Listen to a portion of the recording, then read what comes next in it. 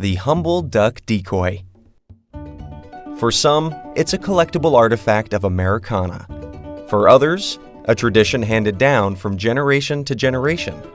For decoy carver J.P. Hand, a way of life. There's certain common mistakes. For 40 years, for me to take people out gunning or for me to sit home and carve decoys is like paying someone to play basketball.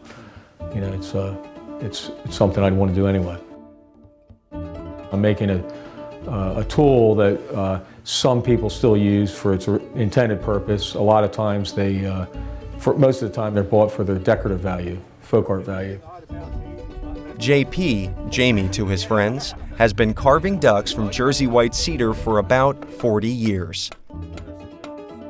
You can't ask for a better wood than Atlantic white cedar.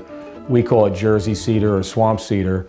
It's a soft wood like white, similar to white pine, but it's naturally rot resistant, and that's why it's used for boat building. Cedar clapboards, the cedar roofs are the same wood. Most decoy makers in South Jersey, we still carve by the traditional methods. Our decoys are almost entirely made with hand tools. Hand learned his craft from two masters, Hurley Conklin and Harry Shourds, a third-generation decoy carver and NEA National Heritage Fellow.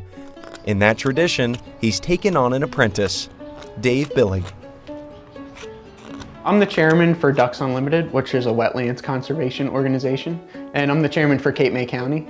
And pretty much I've been doing that since I was 18, and now I'm 25. So I used to go around asking local carvers for donations for our banquets. And someone told me about Jamie Hand, so I wound up coming here and knocking on his door and asking him if he would donate a decoy. So this brant you're making, Dave? And pretty much we hit it off then. And he told me to come over and we carved together, and I've known him since, and I come over often and carve with him. You're in effect, it's almost like making a sheet of plywood, it's cross-grain.